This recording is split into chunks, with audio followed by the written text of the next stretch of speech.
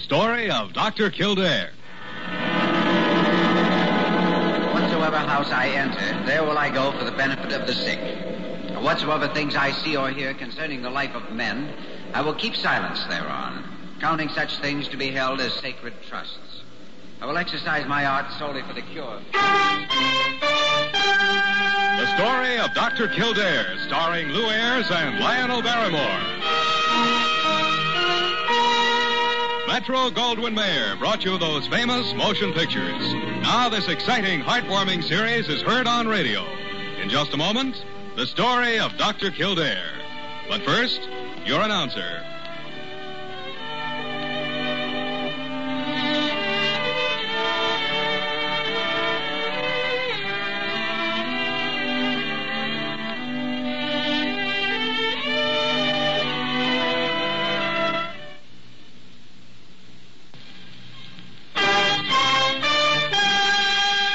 And now, the Story of Dr. Kildare, starring Lou Ayres as Dr. Kildare and Lionel Barrymore as Dr. Gillespie.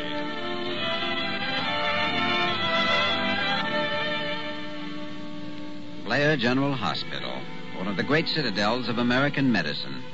A clump of gray-white buildings planted deep in the heart of New York, the nerve center of medical progress, where great minds and skilled hands wage man's everlasting battle against death and disease.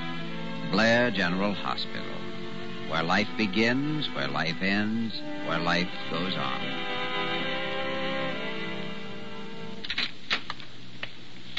Dr. Kildare, there's a Mr. Brennan here to see you. Brennan? I don't He recall says any. he's from your hometown. He's a boy, about 20 years old. Oh, sure, Dick Brennan. Lives on a farm up there with his grandparents. Send him in, Parker. All right, Dr. Kildare.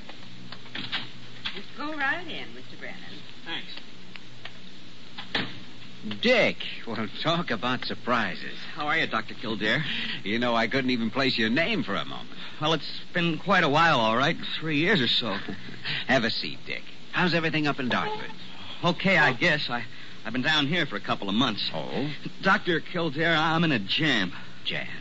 Yeah, about 2 hours ago, I stole $5,000. Well, maybe you'd better tell me about it. I got fed up with the farm, Dr. Kildare, so I came down here to look for a job. I didn't find one, and I ran out of money a few days ago. Had to give up my room this morning. So? Yesterday, I phoned up Kessel and Conrad. They're importers. They had a help wanted ad in the paper. And this Mr. Kessel told me on the phone to come in at 10 o'clock this morning, so that's what I did. Mm-hmm. It's a little shop down south of Wall Street. There wasn't anybody in the front, so I walked back to the office, and that was empty, too. Oh, then what? You see, this safe was there, standing wide open, and the money was in plain sight. I didn't even stop to think. I took it and walked out. That's all. That's all? Well, what else could you have done besides set the building on fire? I don't know why I did it. I'm sorry, Dr. Kildare, but I didn't know who else to come to. Dick, your granddad built me the first bobsled I ever had. He used to coast down that hill below the dam, remember? Sure. If he found out about this, it'd kill him. You can't find out. Something's got to be done about it. Well, I'm not sure anything can be done. It depends entirely on the shop owner. But Dr. Kildare, I'm in a spot. You're the only one I can turn to. Isn't Dick, there something... all right. I'll see what I can do.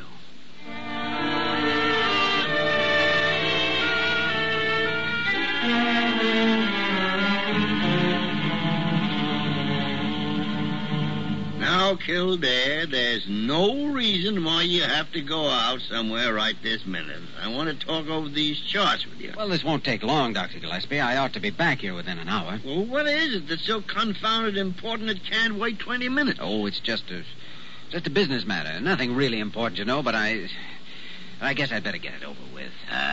Jimmy, what are you up to? Up to? Why, nothing at all. Oh, hello, Parker. I got that Brennan boy put to bed down in 417, Dr. Kildare. Oh, you did. But I'll need a little more information on the case, though, before I can fill out... What Brennan boy is this, Kildare? Just a kid from back home. He came in a while ago. What's wrong with him? Well, he's sent it for observation. Observation? Confound it. What do you think's wrong with him? Well, it's complicated, Dr. Gillespie. I'll discuss the whole thing with you when I get back. Yeah, now, wait a sec. This won't take very long. Parker. he's up to something. Oh, well, now, I wouldn't say that's true, necessarily. You didn't say it. I did. You wouldn't have sense enough to realize it. Well, Never mind now, Parker. Shut up and see if you can find my hat.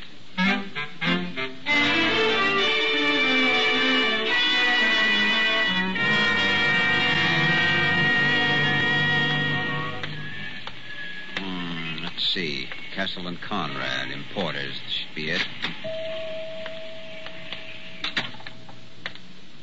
I'm sorry, mister. The shop's closed for the afternoon. Oh, yes, I know, officer. But Well, Dr. Kildare, say, I haven't seen you since you took that slug out of Dan Cassidy. How have you been? I'm fine, Captain Daggett. Are you in charge of this case? Yeah, that's right. How did you know about it? Hasn't hit the papers yet. Because I brought the money back. What? Here you are. $5,000. I see. $5,000, huh? What about the kid? Is he with you? Kid? What kid? Kid that stole it. Kessel gave me a pretty good description of him. Around 19 to 20, 160 pounds, light brown hair, gray suit, blue tie. Am I close? I guess maybe I'd better have a talk with the owner. Yeah, I think maybe you better. Especially since it's $50,000 it's missing. $50,000? Oh, Mr. Kessel, could you step out here a minute, please? Yeah. Neither one of the old boys trust the banks through most of their business in cash. Kessel's the partner the kid stuck up. Now, wait a minute. Was I correct, Captain Daggett, in believing I heard you call me? Yes, that's right, Mr. Kessel. Mr. Kessel, this is Dr. Kildare from Blair Hospital. How do you do that? How are you, sir? Kildare's a first-class doctor, but he's got a bad habit of sticking his neck out for people. He brought back $5,000 of your money. 5,000.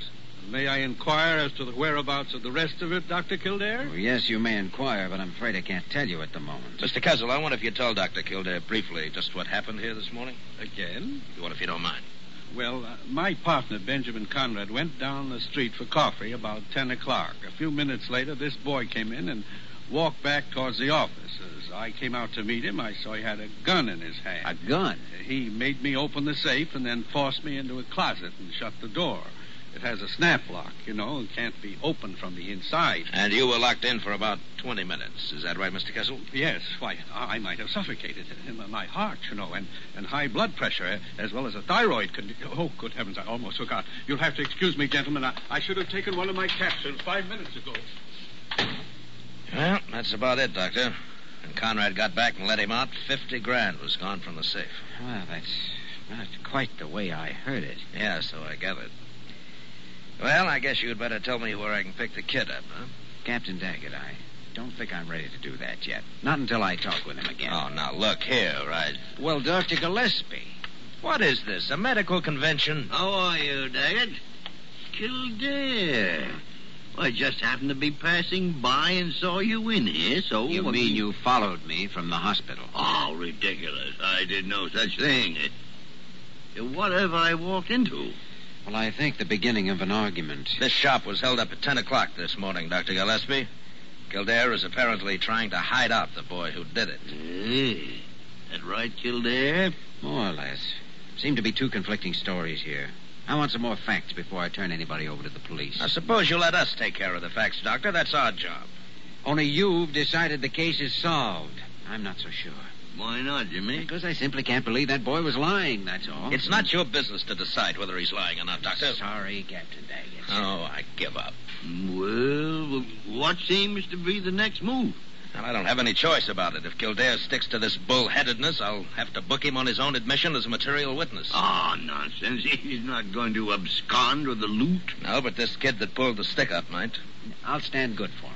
I'm afraid it isn't that simple. But I'm afraid it is. Come on, Jimmy. Let's get back to hospital. Okay. Hey, now, wait a minute. Now, if you lock up Kildare, you'll have to lock me up, too. You know I can't do that. The commissioner's a personal friend of yours. He'd blow his top. And you can reach either of us at Blair Hospital, Daggett. So help me, if that kid gets away because of this, I'll run you both in.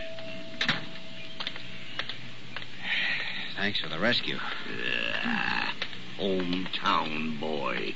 Couldn't possibly be lying. Jimmy, why in the tarnation do you want to go out on a limb for a kid like that without even knowing whether he's guilty or not? I don't know. Why did you? Well, confound it. Come on. I got a taxi down here waiting with the meter running.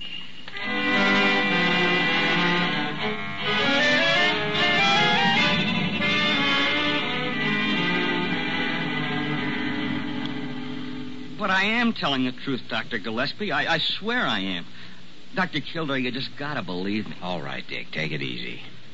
I don't know, Dr. Gillespie. Well, whichever story you take it doesn't make much sense. It happened just like I said. I didn't change one single thing. If Kessel's telling the truth, Dick would have to be crazy to come here with $5,000 and ask me to try to straighten things out. I don't know how he got my description or any of the rest of it, but I didn't do what he says. I swear I didn't. Oh, there you are. Well, Nosy, what do you want? I just wanted to tell you that Dr. Carew's been looking all over the hospital for you, too. What does that nincompoop have on his half-baked mind? I don't know. He's bought all the evening papers, and he's just simply furious. Oh, well, if he's only furious, let him work on it a while. When he really gets upset, he starts foaming at the gardenias.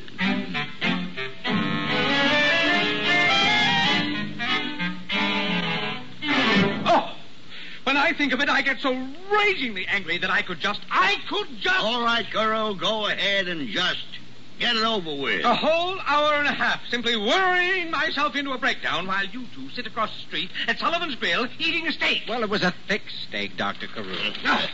And all these headlines staring me in the face. I tell you, it means ruin for Blair Hospital. Utter ruin. Oh, now, I think it's rather good publicity. Good. Look at this one. Staff doctor at Blair Hospital involved in hold-up case. Do you see what they say? Involved. Dr. Gillespie, that's a bad photograph. It isn't my best profile. Well, how many profiles you got? Gentle, please. This is anything but humorous. You're absolutely right, Carew. A picture like that, it's a downright insult. Maybe I ought to get a lawyer and sue somebody. I have already contacted our legal department, though heaven only knows what they can possibly do. Dr. Kildare, how could you manage to create such a scandal? Well, it was something like a snowball. It started very small. Yeah. With a grandfather who built sleds. Sleds? I fail to see what sleds have to do with this. Dr. Kildare, that boy, that Brennan boy, he just up and left here without a word to anybody. He what? Just put on his clothes and walked out and left a note for you. Note? What did it say, Parker? That he doesn't want to cause any more trouble, so he's...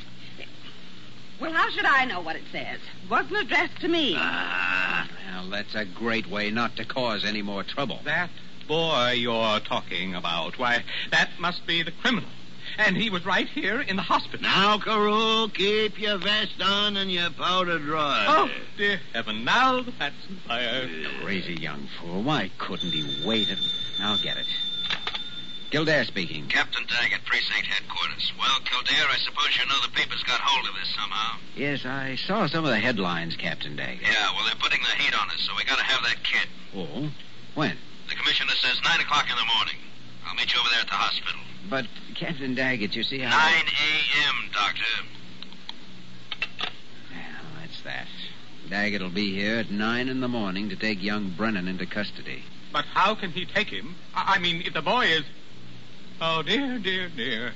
For 30 cents, I could cut my throat. You can get more.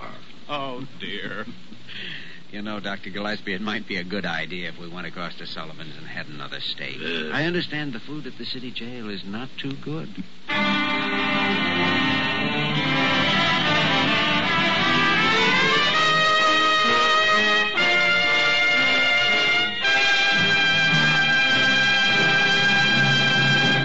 We return to the story of Dr. Kildare in just a moment.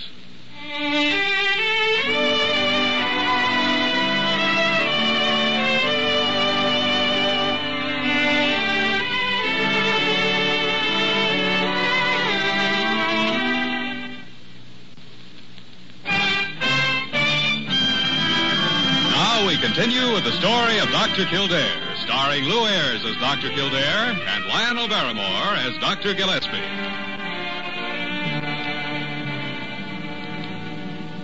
Personally, I think both of you should just stop worrying about it. My intuition tells me that everything will turn out for the best. Pollyanna Parker has spoken. Nevertheless, Dr. Gillespie, Rely on a woman's intuition and you can't go wrong. But you can go to jail. Oh, pooh. Something's bound to turn up. Yes, and that something is Captain Daggett at 9 o'clock tomorrow morning. And when we tell him his prisoner has walked out, handcuffed. Look for the silver lining, Dr. Kildare. Look for the silver lining. Parker, I've enjoyed very few pleasures in my frugal and ascetic life.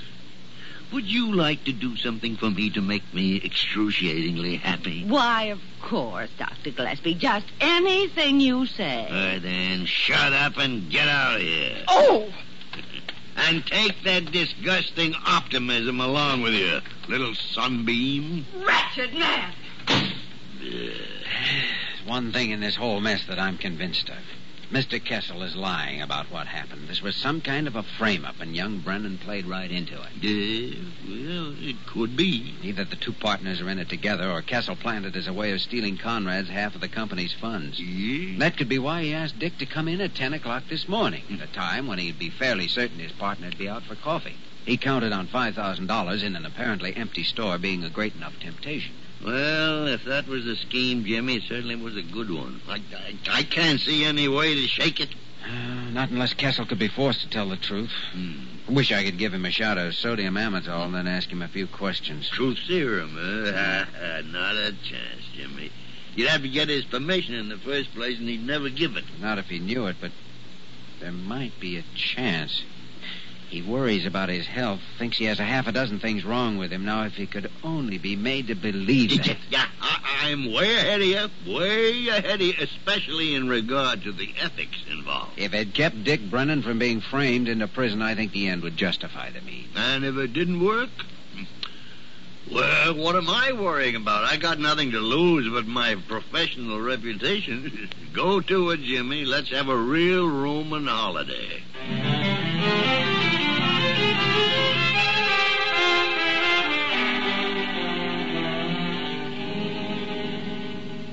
Well, yes, certainly you may come in, Dr. Kildare, but... Thank you, Mr. Kessel.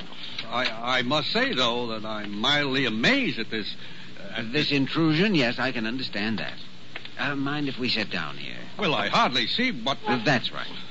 Now, look, Dr. Kildare, I'm afraid Mr. Kessel, have you ever considered the possibility that you might be a very sick man? What? I realize you must feel a certain amount of ill will because of my interference this afternoon, but I hope you can forget that for a moment and consider my visit a professional one, if you will. Dr. Kildare, what did you mean by saying that I'm a sick man? I didn't say you were. I said you might be. But... when was the last time you had a complete physical checkup? Why, it's been years. I thought so. It's my heart, I know. It's my heart. Mr. Kessel, please don't excite yourself. Oh, yes, you're right. That's very bad for it. I've been expecting it for years. I've taken pills to strengthen it. The worst thing you could have done. A person should never try to diagnose and treat his own case. Oh, I know. I realize that. You can handle your own money if you like, but you shouldn't try to handle your own health. Tell me, Doctor, is it too late? Well, no, I wouldn't say that. There must be symptoms, I suppose, that you noticed this afternoon. Just how bad is it? I'm sorry, but I never venture a diagnosis in a serious case without making first a thorough examination. Now, if you'd care to have Dr. Gillespie and me check you over... Yes, I would. I'll make all the necessary arrangements this week. This week? Mr. Kessel, I don't want to frighten you, but I have known cases to end disastrously from putting off treatment too long. You mean it's as serious as that? I can only urge you most strongly to report to us at Blair Hospital no later than 8 o'clock tomorrow morning. All right, Dr. Kildare. I'll be there. Good. And now, don't worry about it. Once we get the facts, we can decide on the type of treatment that's necessary. With your cooperation, I'm sure we can find out all we need to know.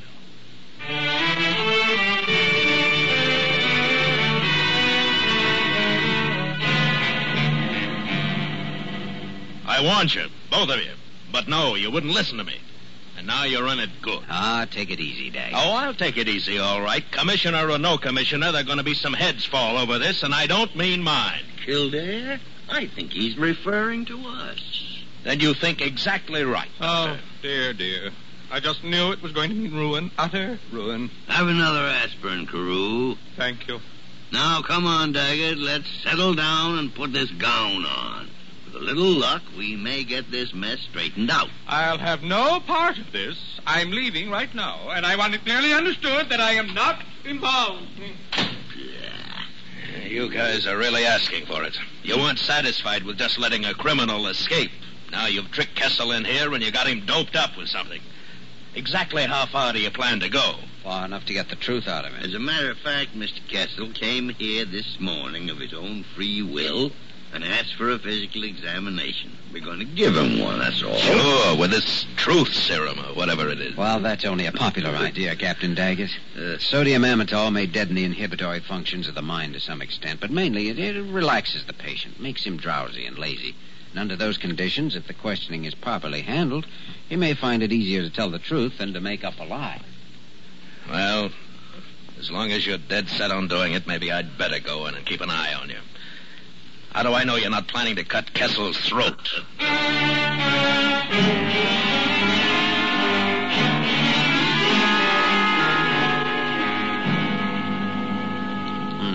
Pulse rate 64.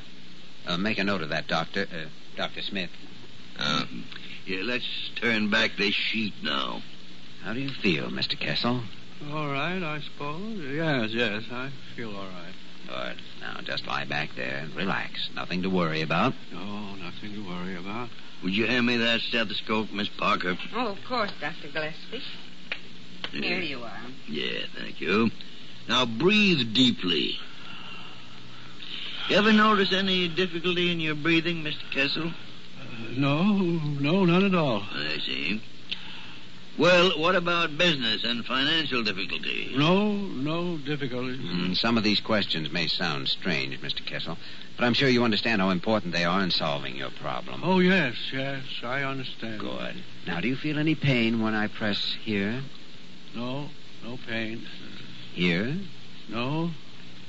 Was this where the gun was pressed against your side? No, it wasn't there. Oh, that's right, I forgot. There really wasn't any gun, was there? No, there wasn't any gun. And what about headaches, Mr. Kessel? Are you bothered a great deal by them? No, I don't think so. Well, I thought you told us you had a terrific headache right after you took the money. Oh, no, I felt fine. Well, that helps a lot. Make a note of that, Dr. Smith. Maybe the headache occurred after you disposed of the money, Mr. Kessel. No, I mailed it in the box in front of the store, and I still felt fine. But Now, don't worry about a thing. We're coming along fine. There's a definite hypertensoid, but it's not a serious one at all. Oh, really? Now, just a few questions more, and I think we'll have our finger on the right answer. All right, anything. Before we can plan any kind of treatment, we absolutely must know where you sent the money. Oh, it was to an assumed name, Jonathan Bidwell, General Delivery, Times Square Station. And it's still there? Yes, it's still there. Good. You got that down, Dr. Smith? Kildare, you know, aside from everything else, this man has a perfect heart. Been listening to it with a stethoscope. Why did you ask about... I shouldn't... Now, relax, Mr. Kessel. We're going to put you to bed now and let you sleep for a while. And by the time you wake up, I think we'll have a cure. All worked out. Yeah.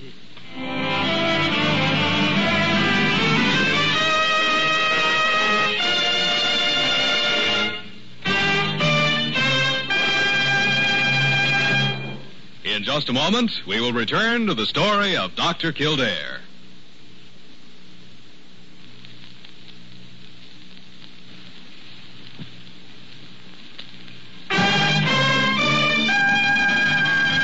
Once again, the story of Dr. Kildare, starring Lou Ayres as Dr. Kildare and Lionel Barrymore as Dr. Gillespie. Well, Jimmy, one might say that we've had a busy and eventful day. And it included getting out of a fairly tough spot, you know. Yeah. I wonder if Kessel ever realized just how the police located that package of money. 10 to 1, he has no memory at all of our questioning him. As far as he knows, we made a routine examination and... Come in. Hello, Dr. Kildare. Well, Dick, I've been hoping you'd come back. I just saw a newspaper saying how Mr. Kessel's the one who's guilty. Is that true? Yes, it's true. Of course, you did steal $5,000, Dick. Yeah, I know. Ought to have my head examined. No, but you ought to learn to use it a little better. Dr. Kildare, if I do get out up, I'm going to go straight back home to the farm. Good idea, Dick. Now go to bed and get some sleep. We'll talk the whole thing over in the morning. All right. And take the same room you had. Only this time, don't run away. I won't. Thanks. Good night, Dick. You know, Jimmy, he seems to be a pretty good kid after all. Oh, sure. He'll be all right. Yeah. He's lucky, too, in a way. This lesson he learned came out a lot cheaper than it might have. Well, it's all due to having a grandfather who builds good sleds. Forget that. No. It worries me, Jimmy. I'm wondering how many other people may have built sleds for you.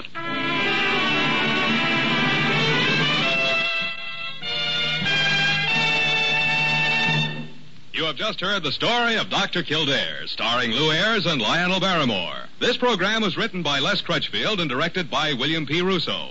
Original music was composed and conducted by Walter Schumann. Supporting cast included Virginia Gregg, Ted Osborne, Bill Conrad, Bill Tracy, and Herb Butterfield. Dick Joy speaking.